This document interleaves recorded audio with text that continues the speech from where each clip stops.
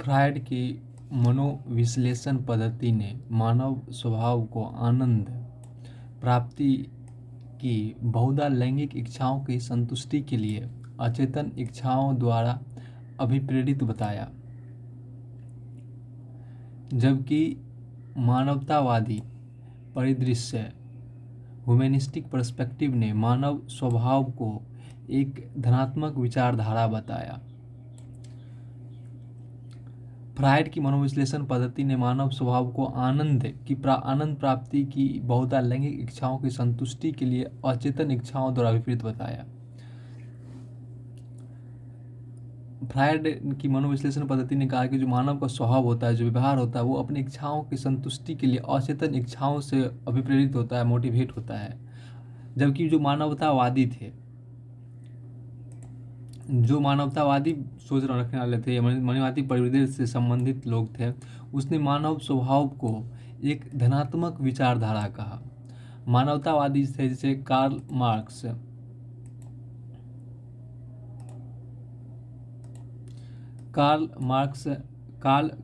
Rogers तथा Abraham Maslow ने मानव की स्वतंत्र कामनाओं तथा उनके विकसित होने की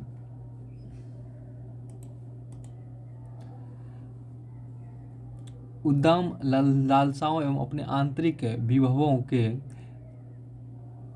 मुखरित होने की इच्छाओं पर अधिक बल दिया।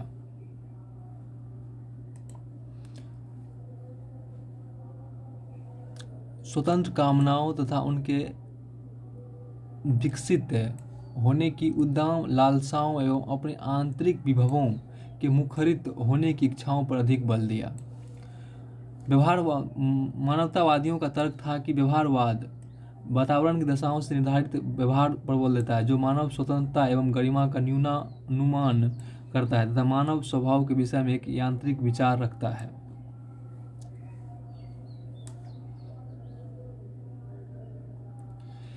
इन विविध उपागमों ने आधुनिक मनोविज्ञान का इतिहास रचा तथा उसके विकास के विविध पक्षों को प्रस्तुत किया।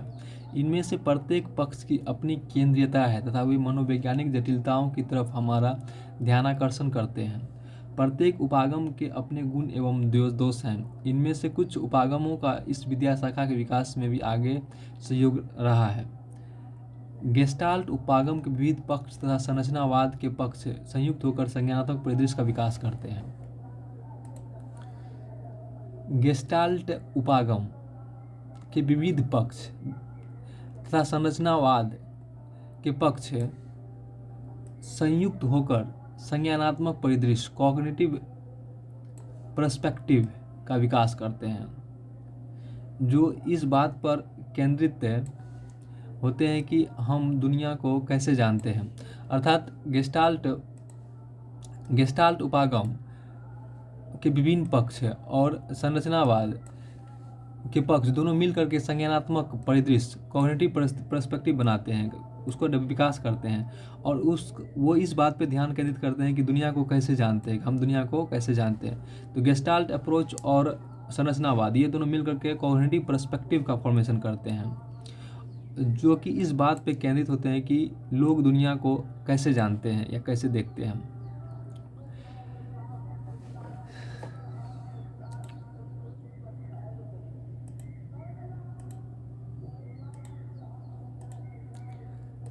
संज्ञान कॉग्निशन ज्ञान होने की प्रक्रिया होता है।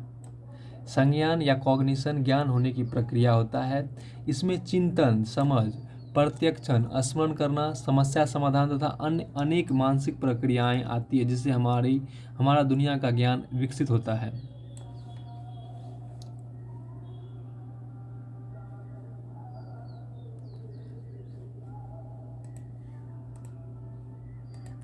हम दुनिया को जान सकते हैं, हमें इस योग बनाता है कि हम वातावरण के साथ विशेष ढंग से रह सके। कुछ संज्ञानात्मक मनोवैज्ञानिक मानव मन को कंप्यूटर की तरह एक सूचना प्रक्रमण तंत्र के रूप में देखते हैं। इस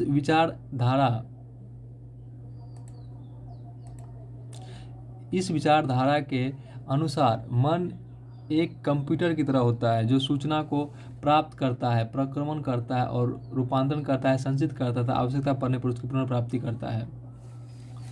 आधुनिक संज्ञानात्मक मनोविज्ञान मनुष्यों को उनके सामाजिक एवं भौतिक वातावरण के अन्वेषणों के द्वारा अपने मन की सक्रिय रचना करने के रूप में देखता है। आधुनिक संज्ञानात्मक मनोविज्ञान मनुष्यों को उनके सामाजिक एवं भौतिक वातावरण के अन्वेषणों के द्वारा अपने मन की सक्रिय रचना के रूप सक्रिय रचना करने वाले के रूप में देखता है। इस विचारधारा को कभी कभी निर्मितिवाद या कंस्ट्रक्टिविज्म कहते हैं। अर्थात आधुनिक संज्ञानात्मक मनोविज्ञान मनुष्यों को उनके सामाजिक और भौतिक वातावरण के अन्वेषणों के द्वारा अर्थात खोजों के द्वारा अपने मन की सक्रिय रचना करने के रूप में देखता है, और इसी सिद्धांत को हम लोग निर्मितिवाद या कंस्ट्रक्टिविज्म कहते हैं।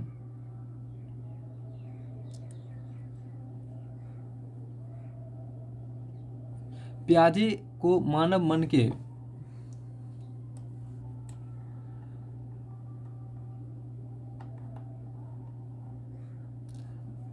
विकास का निर्मिति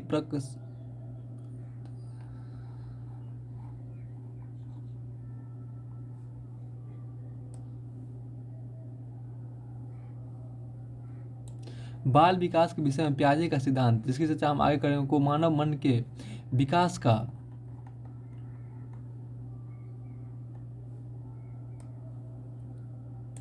निर्मितिपरक सिद्धांत कहा जाता है। अर्थात पियाजे ही ने निर्मितिपरक सिद्धांत या कंस्ट्रक्टिविज्म थ्योरी दिया था।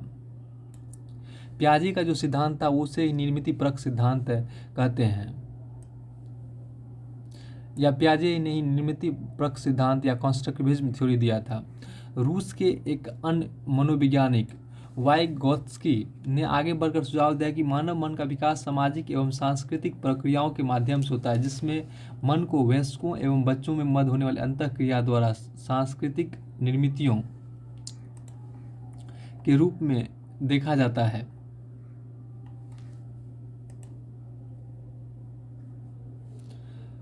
वाइगोत्स्की ने आगे बढ़कर सुझाव दिया है कि मानव मन का विकास सामाजिक एवं सांस्कृतिक प्रक्रियाओं के माध्यम से होता है, जिसमें मन को वयस्कों एवं बच्चों के मध्य होने वाली अंतःक्रियाओं द्वारा सांस्कृतिक निर्मितियों के रूप में देखा जाता है।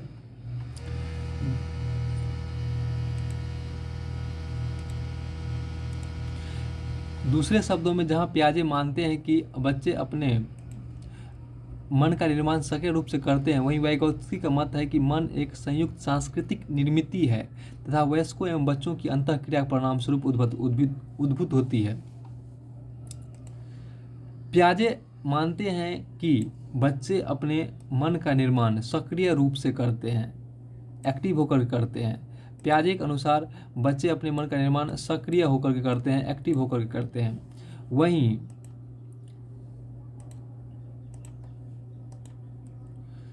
वहीं वाइगोत्स्की का मत है कि मन एक संयुक्त सांस्कृतिक निर्मिति है तथा वयस्कों एवं बच्चों की अंतःक्रिया के परिणाम स्वरूप उद्भूत होती है। वाइगोत्स्की ने मन के बारे में इसने जो अपना विचार दिया कि मन एक संयुक्त सांस्कृतिक निर्मिति है। उसने संस्कृति पर अधिक जोर दिया, सामाजिक अंतःक्रिया पर, घुलने मिलने पर अधिक जोर दिया। वाइगोत्स्की ने कहा कि मन एक सांस्कृतिक निर्मिति है, अर्थात ये सांस्कृतिक क्रियाकलापों तथा सामाजिक अंतःक्रिया के परिणाम स्वरूप उद्भूत होती है, डेवलप होता है। जबकि पियाजे ने कहा कि मन का निर्माण सक्रिय रूप से, एक्टिव रूप से किया जाता है। बच्चे जब सक्रिय होते हैं तभी वो मन का निर्माण करते हैं। तो पियाजे ने मन के निर्माण को सक्रिय रूप से बच्चों पर जोर डाला, बच्चों को सक्रिय रूप से उसको मन का निर्माण करते हैं। जबकि वाइगोत्स्की ने कहा कि मन एक संयुक्त सांस्कृतिक निर्मिति परक है, अर्थात जितना अधिक घुलेगा मिलेगा, समाज के साथ अंतःक्रिया करेगा, उतना अधिक उसका मन डेवलप होगा, विकास करेगा मन का। भारतीय दार्शनिक परंपरा में इस बात में धनी रही है कि वह मानसिक प्रक्रियाओं तथा मानव चेतना, स्व मन, शरीर के संबंध तथा अनेक मानसिक प्रक्रियाओं जैसे संज्ञान, प्रत्यक्षण, भ्रम, अवधान तथा तर्कना आदि पर उनकी झलक के संबंध में केंद्रित रही है। दुर्भाग्य से भारतीय परंपरा की गहरी दार्शनिक जड़ें भारतवर्ष में आधुनिक मनोविज्ञान के विकास को नहीं प्रभावित कर सकी है। भारत में इसके विकास पर पाश्चात्य मनोविज्ञान का भी प्रभुत्व निरंतर बना हुआ है। यद्यपि यहाँ एवं विदेश में भी इसकी अलग पहचान के लिए कुछ प्रयास किए गए हैं और कुछ बिंदु सुनिश्चित किए गए हैं। इन प्रयासों ने वैज्ञानिक अध्ययनों के माध्यम से भारतीय दार्शनिक परंपरा की बहुत सी मान्यताओं को सत्यता स्थापित करने का यत्न किया है।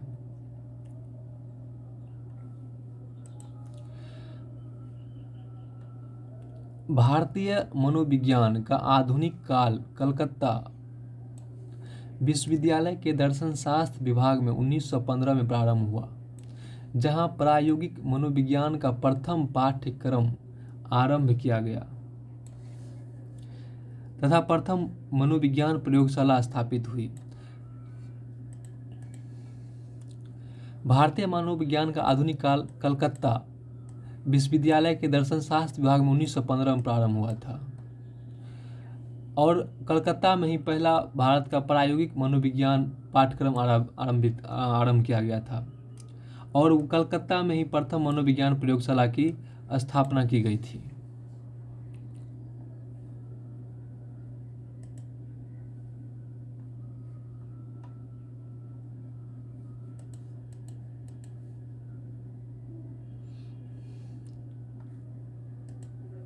कलकत्ता विश्वविद्यालय ने 1916 में प्रथम मनोविज्ञान विभाग तथा 1938 में अनुप्रयुक्त मनोविज्ञान का विभाग प्रारंभ किया था।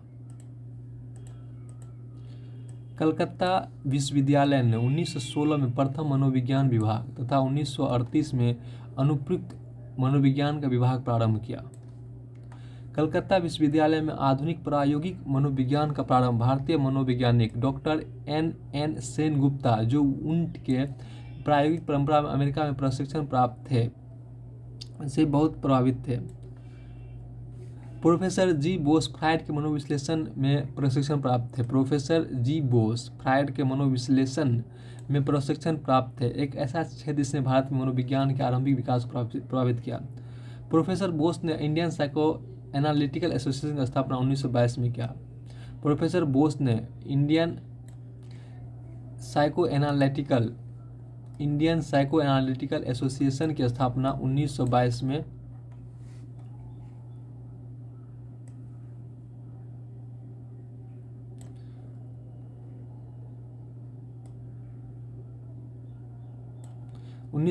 की थी। मैसूर विश्वविद्यालय एवं पटना विश्वविद्यालय में मनोविज्ञान के अध्यापन एवं अनुसंधान के प्रारंभिक केंद्र प्रारंभ हुए। प्रारंभ से मनोविज्ञान भारत में एक सशक्त विद्या शाखा के रूप में विकसित हुआ। मनोविज्ञान अध्यापन, अनुसंधान तथा अनुप्रयोग के अनेक केंद्र हैं। मनोविज्ञान उत्कृष्टता अथवा अनुविशिष्ट के 2 केंद्र उत्कल विश्वविद्यालय भुवनेश्वर तथा इलाहाबाद विश्वविद्यालय अनुदान आयोग द्वारा सहायता प्राप्त है। करीब 70 विश्वविद्यालयों में मनोविज्ञान के पाठ्यक्रम चलाए जाते हैं। दुर्गानंद सिन्हा ने अपनी पुस्तक psychology in A third world country the Indian experience 1986 में प्रकाशित में भारत में सामाजिक विज्ञान के 4 चरणों में आधुनिक मनोविज्ञान के इतिहास को खोजा है। उनके अनुसार प्रथम चरण स्वतंत्रता की प्राप्ति तक एक ऐसा चरण था जब प्रयोगात्मक, मनोविश्लेषणात्मक एवं मनोवैज्ञानिक परीक्षण अनुसंधान पर बहुत बल था, जिससे पाश्चात्य देशों का मनोविज्ञान के विकास में योगदान परिलक्षित हुआ। द्वितीय चरण में 1960 तक भारत में मनोविज्ञान की विविध शाखाओं में विस्तार का समय था। इस चरण में भारतीय मनोवैज्ञानिकों की इच्छा थी कि भारतीय पहचान के लिए पाश्चात्य मनोविज्ञान को भारतीय संदर्भों से जोड़ा जाए। उन्होंने ऐसा प्रयास पाश्चात्य विचारों द्वारा भारतीय परिस्थिति को समझने के लिए किया। फिर भी भारत में मनोविज्ञान 1960 के बाद भारतीय समाज के लिए समस्या केंद्रित अनुसंधानों द्वारा सार्थक हुआ। मनोविज्ञान भारतीय समाज की समस्याओं के प्रति अधिक ध्यान देने लगे। पुनश्च अपने सामाजिक संदर्भ में पाश्चात्य मनोविज्ञान पर अतिशय निर्भरता का अनुभव किया जाने लगा।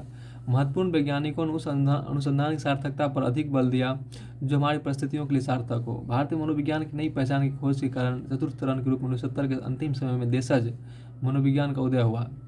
पाश्चात्य ढांचों को नकारने के अतिरिक्त भारतीय मनोवैज्ञानिकों ने एक ऐसी समझ विकसित करने की आवश्यकता पर बल दिया जो सामाजिक एवं सांस्कृतिक रूप से सार्थक ढांचों पर आधारित हो। इस रुझान की झलक उन प्रयासों में दिखी जिनसे पारंपरिक भारतीय मनोवैज्ञानिकों पर आधारित उपागमों का विकास हुआ, जो हमने प्राचीन ग्रंथों एवं धर्मग्रंथों से लिए थे। इस प्रकार इस चरण की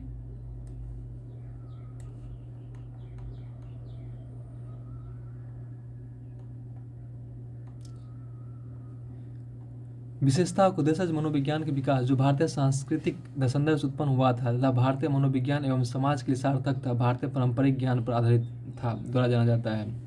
अब ये विकास सतत रूप से हो रहे भारतीय मनोविज्ञान विश्व में मनोविज्ञान के क्षेत्र में सार्थक योगदान कर रहा है।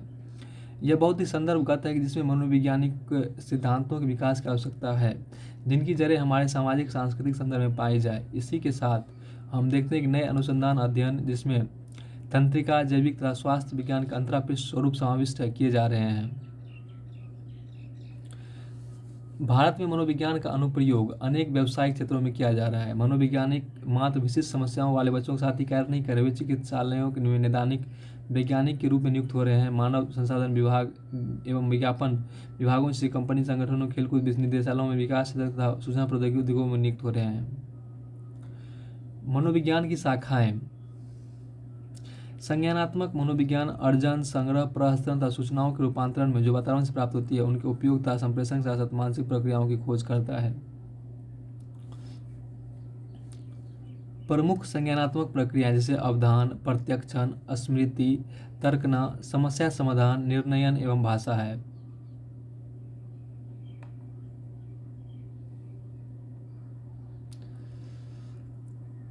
इनमें से कुछ पारिस्थितिक उपागम का भी उपयोग करते हैं, अर्थात वह उपागम जो संज्ञानात्मक प्रक्रियाओं को उनके प्राकृतिक स्वरूप में अध्ययन करने के लिए पर्यावरणीय कारकों पर ध्यान देते हैं। संज्ञानात्मक मनोवैज्ञानिक तंत्रिका वैज्ञानिक एवं कंप्यूटर वैज्ञानिकों के साथ भी सहयोग करते हैं। जैविक मनोविज्ञान व्यवहार तथा शारीरिक व्यवस्था के मध्य संबंधों, मस्तिष्कों तथा अंतंत्रिका तंत्रों, प्रतिरोधक व्यवस्था एवं अनुवांशिकी सहित पर ध्यान केंद्रित करते हैं।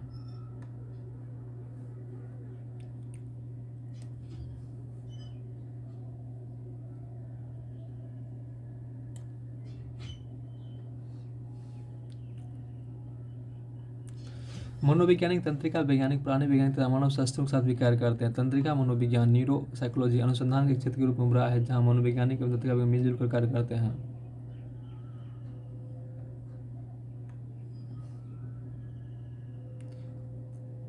विकासात्मक मनोविज्ञान गर्भधारण से लेकर वृद्धावस्था तक के जीवन के विस्तार की विभिन्न आयु एवं अवस्थाओं में होने वाले भौतिक, सामाजिक एवं मनोवैज्ञानिक परिवर्तनों का अध्ययन करता है। विकासात्मक मनोविज्ञान की प्राथमिक लक्ष्य यह जानना होता है कि जो हम हैं वह कैसे हुए। बहुत वर्षों तक बच्चों एवं किशोरों के विकास पर ध्यान केंद्रित था, यद्यपि आजकल वयस्कों एवं काल प्रभावन के विषय में विकासात्मक मनोविज्ञान बहुत अधिक रुचि ले रहे हैं।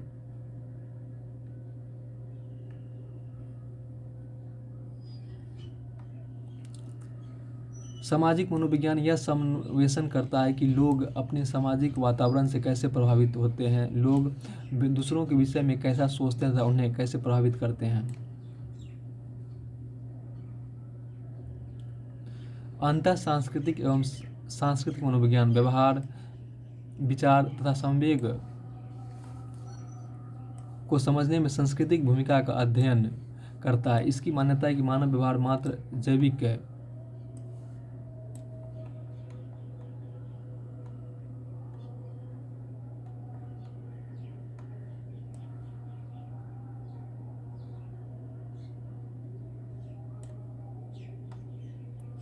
विभवों की प्रस्तुति ना होकर संस्कृति का भी उत्पाद होता है, इसलिए व्यवहार का अध्ययन उसके सामाजिक सांस्कृतिक संदर्भ में किया जाना चाहिए।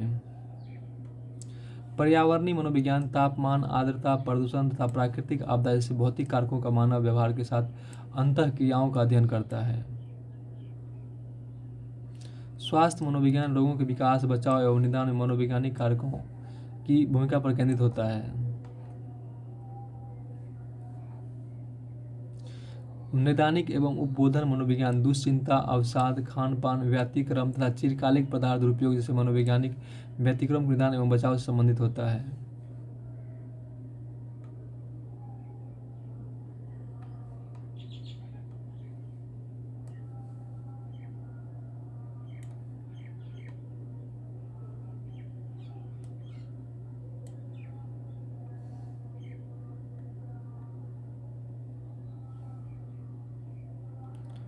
औद्योगिक या संगठनात्मक मनोविज्ञान कार्यस्थल व्यवहार का अध्ययन करता है तथा कर्मियों एवं उन्हें नियुक्त करने वाले संगठनों पर ध्यान देता है।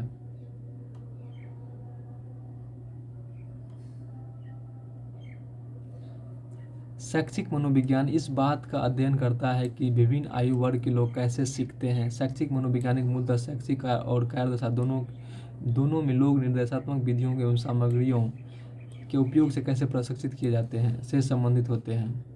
वे शिक्षा, उद्बोधन और अधिगम की समस्याओं के लिए सार्थक पक्षों के अनुसंधानों से भी संबंधित होते हैं।